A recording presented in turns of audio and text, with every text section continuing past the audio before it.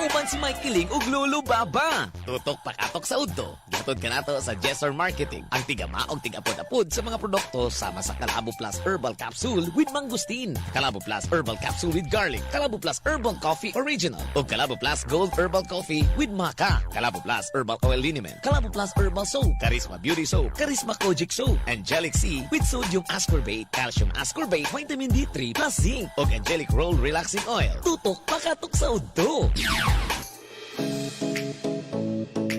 Tutok pakatok sa auto padayon ta sa tuwang panaguban alas 12:16 na gyud mga kabisyo. My love so sweet sa tuwang programa ani karong orasa. Hala sige pabati mo dinhi ka nato sa gihapon tuod 0917-509-5493. Again 0917-509-5493. Tawagi lang pud sa pugod dinhi ha para matagan ta ka og 50 pesos load. Alright. Sige, tawag lang. And then usab sa mga kabisyo my love so sweet nato diha karon nga gusto manghaplas sa ilahang kaunuran, sa ilahang pamanit kung dadunay gibating paglabad sa ulo, makalabad yun na sa ulo ka na bitong dugay ka mga mukaon niya nagpabulad-bulad ba ka sa init nako kabugno sa muna diha inom sa muna tubig dayon taod haplasi dayon nagliniment nga numero 1 aprobado garantisado Calabo Plus Herbal Oil Liniment amigo. Huwag tang kini sa panuhot, suhot, sakit sa panit, samad, kabahong, baho sa tiil, sakit sa ulo, sakit sa tiyan, sakit sa ngipon, bukol-bukol, hubag-hubag, matagtiki, arthritis, rayuma o guban pa, no? Mupatay sa kuto, moisturize sa panit, kumotog sakto sa kainit, bugnaw-bugnaw, nindot pagyud sa paminaw, insect and mosquito repellent po usab ni siya, no? Alang usab sa mga nasa opisina, kabuhion sa biyahe, gamiti sa Calabo Plus Premium Rub. Alang sa pingot nga ilong, hubak ug stress nga paminaw, mag Calabo Premium Rub ka na para ang buhay hayahay. Para sa mga kagit-kagit ug baho sa lawas, panabon gamit ang Calabo Plus Herbal Soap para pampaputi o pampabata sa kutis, mag Charisma Beauty Soap para sa pahamis ug pandepensa sa kutis, mag Charisma Kojic Soap with Sunblock Protection. Kinigeto ka nato sa Jesser Marketing, Calabo Plus Herbal Products kaysa Calabo Plus tanang balatian tudas. Ala sige, padayon ta sa tuwang panag-uban, padayon sa paglanog-lanog, padayon sa pagpahinsog. Mga kabisyo, my love, so sweet. Di ay, no? Mayong udto din ni Rosaline Lagundi. Naminaw ka nato karon via Facebook Live sa DJ Michael nga Facebook page and Calabo Herbal Product Jesser Marketing Facebook page. Live ta diha. Pwede mo mag-order by the way, ha? Kung gusto mong palit sa tuwang mga produkto, message lang mo sa Facebook page sa Calabo. Mayong udto, Lolo Baba, Michaeling. Naminaw ko ni mo dire sa The One FM si Nini ni taga Marihatag. Mayong udto ni mo diha ni. Salamat sa kanunay nga pagpaminaw ni mo ni. Ala sige ni, plus start ni ha og sa uban kaninyo diha nga naabot sa tuwang pagsibya sa atong programa niya karon manukad ang atong programa Katok Confession. Plus start ni laing kaagi nga atong pagasayran og paminawon og basahon. Kung gusto mo mag-share di ay no, message lang mo sa Katok Confession nga Facebook page o inyo makita dito ang inyo ang mga kaagi ato ma-post and mabasa diri sa kahanginan sa ato ang programa. Kita maglangan Lolo Baba, andam na baka o andam na ka? No choice, andam na baka.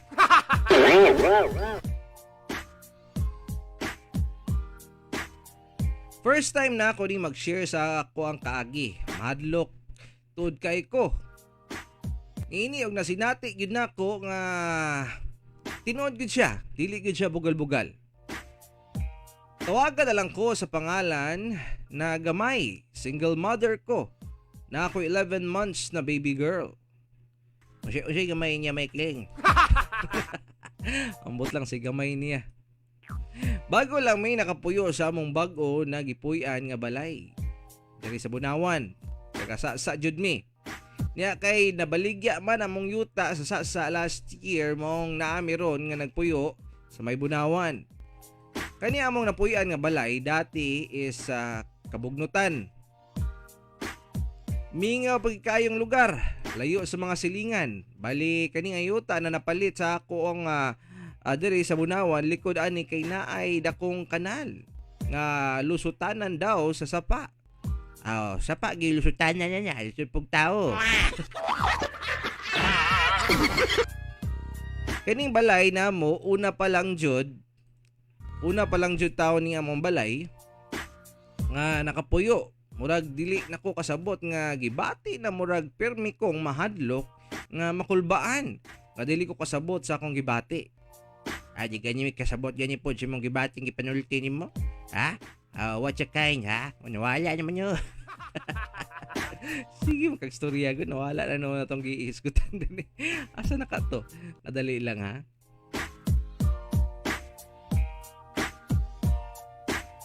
Babati lang gyapon mo kanato mga kabisyo my loves, ha? And, dara, balik na lulubaba.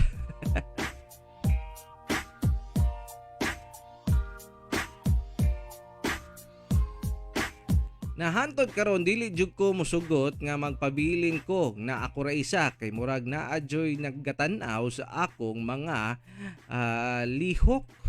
Agoy. There's something is creepy. Yes, absolutely.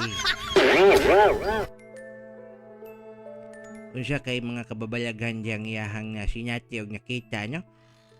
Basi niya gang adun na si mga nakita nga mga not like ours. Last September 10, alas 3 sa hapon, kami lang sa akong brother o sa akong baby nga always mabilin sa balay. Tungod kay nagtrabaho silang mama o papa. Tulog kaya ang akong brother kay nabuntagan og uli niya kaming duha sa akong baby. Naagsala, nagpatulog ko sa akong anak. Tingala ko kay ang bungbong kay plywood raman ning kalit og lagubo. Una, hinay pa lang, abi na kog naay nahulog hangtod sa ning pakusog. Og pakusog. Og pakusog pa jud og taman nga paglagubo. Basi niya ay naginabasay diya stars ng mga eri. Basi nag-smeringhoy lulubaba, no? Ganyi. Mo akong gitindog pagtanaw nako dito sa kwarto kay wala may tao. Niya akong brother sa pikas kwarto, lami mang gihapon kayo ang iyahang tulog. Sa akong kahadlok, ikuha nako diretso ang akong anak og nidagan ko pagawas, padulong sa akong auntie. Og dito nako giingnan ang akong auntie sa mismong nahitabo. Ug dili lang kana. Daghan pa ko kasinatian nga mahadlok ko sa among balay. Mga October 28 alas 12 sa udto pagyud. Nagpatulog ko sa akong baby sa duyan. Sa among gawas ug sa kilid. Naikawayan nga bangko ug naghigda-higda ko while nagpatabyog sa akong baby. Natingala lang ko sa akong baby.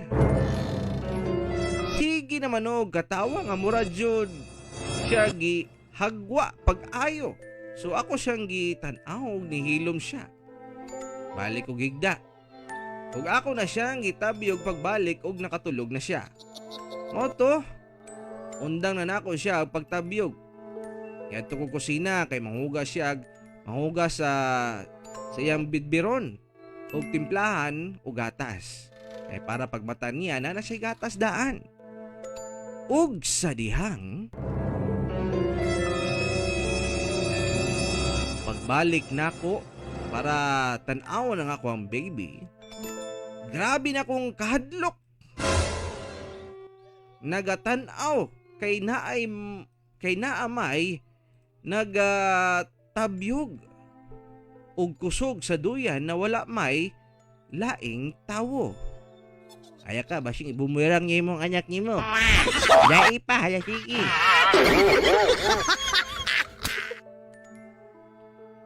Sa akong kahadlok, mindagan ko gikuha na ako akong baby og niadto sa akong auntie. Og wala namin balik sa balay hangtod wala pa silang mama. Ambot lang pero hangtod karon di jud mawala sa ako ang hunahuna o pagbati ang kahadlok ni ining balaya. Dagan pa kong mga kasinatian pero diri na lang kutob ang akong ma-share diha kaninyo. Daghang salamat sa inyong tanan. Ug mo kani ang ako ang kasinatian sa among balay nga grabe kahadlok. Mo lang ito ipabati sa imo. Grabe niya siyang nahadlok. Hadlokan yung siguro siya may kiling no. Adlokanong gyud siguro kay gud siya no. Labaw na kung naa kay mabatian ug masinatian nga may ngana kinsa bagoy dili karakara o kahadlok taon gyud. Ikaw daw lulubaba kung naa ka sayang himutangan.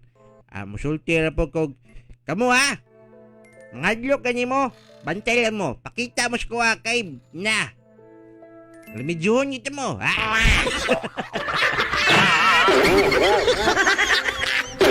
Ay, mo pasesya ha, bantayan mo ha. Ano ba? Isaiwal ni mo yung mga ongo. Mga kuhan kay para magpakita man sila sa imo ganahan ko din magparimedyo. Ganahan ko din magparimedyo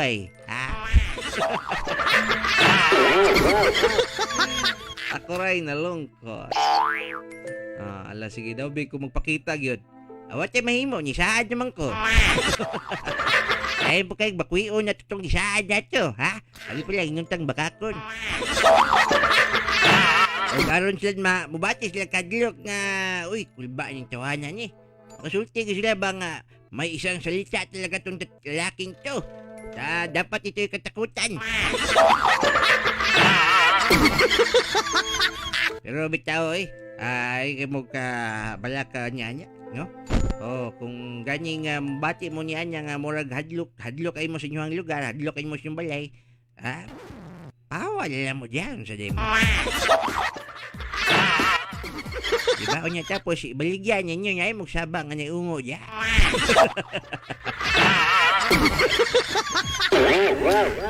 Bahala silang kinabuhi diya, basta importante nahali na siya. Alabi tao sige sumula ka to nga kumasulti sa inyo hapon sa dagan salamat sa inyo diya o padayon ta sa to mga ibati may kijik. Gani padayon ta sa to mga ibating kanya o mahimulos sa ato ang pagtumar sa produkto nato diri sa Calabo no, ang Calabo Plus Herbal Capsule kay dako kani siya tabang sa mga sakit. Inom og tumar sa Calabo Plus Herbal Capsule with garlic o sa Calabo Plus Herbal Capsule with mangosteen. Apan mas epektibo mas maayo kini nimong ipares pag inom 3 times a day no. Ipares lamang Calabo Plus Herbal Capsule with garlic o Calabo Capsule with mangosteen og wala kay angay kabalaka kay purong herbal kini. Dili makadaot, aprobado sa FDA og halal certified. Nibawan nga ang Calabo leaves o oregano leaves makatabang kini sa pag-reduce sa risk of vascular sclerosis, heart attacks ug sa strokes. No, makatabang usab kini sa pag-energize o rejuvenate sa body. Beneficial in detoxifying body aids in digestion, boost immune system, aids in speeding up metabolism. O makatabang usab sa pagprotekta against bacteria that can affect skin and gut. So, tumar na ta niya na, aron lagsik himsog ang atong panglawas og likayta sa mga balatian nga pwedeng maghatag natong seryosong mga sakit no. Amping-amping ta ninyo mga kabisyo, my love, so sweet ha. Onya tapos mo lagi ay kay mo kasigi kahadlok-hadlok ka ng mga inganang butanga kay magdala nag-stress sa inyo ha. Onya kabalo na ta pag ma-stress man ganito ta, daghan kay magawas nga mga sakit. Mamagina nga to ang tumong ani natong programa nato nga matambagan mo namo nga magamping o motumar sa ato ang produkto diri sa Calabo kay tungod mura gini siya makasalbar sa inyo ha no. Sumunang kini mga ungo diha o sabi mga hadlok-hadlok diha. Naging mga time nga mobati jud tag kahadlok gid no kay labaw nang makurat-kuratan ta. Pero kung kasanayan na lang siguro minus-minusan na lang na nimo ang imo na lang diha. Style lang ko kinabuhat lubaba dati sa muang balay kay sama pud sa ingana nga awaaw kayo kami pang balay. Kami pa una nagpuyo sa usa ka lugar nga dag-as pa jud kayo sagbot mga kabagnutan. Style ako para walay mga wakwak magpakuan kay naman jud ko madunggan gyud. Magdagandagan ko tulog sa kwarto sa mama, magtapok ko mi didto. Buhaton pa na ako, magtugtog pa ko ag rock. Saba kay tanan. Busog jud kayo. Mismo ko mama, kuang isa kining maglagot ko sa minaw. Pero si mahimo kay tungod akong ingon sa iya nga may lang ni kay para walay mga dawtang spirito mong tambay diri sa balay. So kada to wala gid pud noon na nagparamdam. Tungod sa ako ang gihimo nga pagpatugtog og grabe ka kusog. Lipay ra pud tuod ta. Nya makatulog na taghapsay. Pero napoy mahigayon mo balik ra pud sad. Pero karon wala naman kayo karon kay daghan naman kayo mga balay dito sa muang lugar manggod. So medyo wala na kayo lulubaba unlike sa una. Basta naging na sila sa mga mingaw o kining awaaw kay nga lugar. So magparamdam gina sila lulubaba kay di mo na sila ganahag samok, di na sila ganahag daghag tao, di na sila ganahag saba. Mao na ang ilahang gusto nga likayan. Muna kasagaran agit sila sa mga bukid-bukid nga bahin, no, mga mingaw nga mga lugar ug mingaw nga balay. Mao di ay sad nyo. Tama pod. Para gyud kuan kining para gyud nga wala gyud mga doubt ang spirito. Actually mahimo pwede nimo na i-business nang iyan. Nawad ang negosyo mga parihan niya pag magpa-blessing sa balay.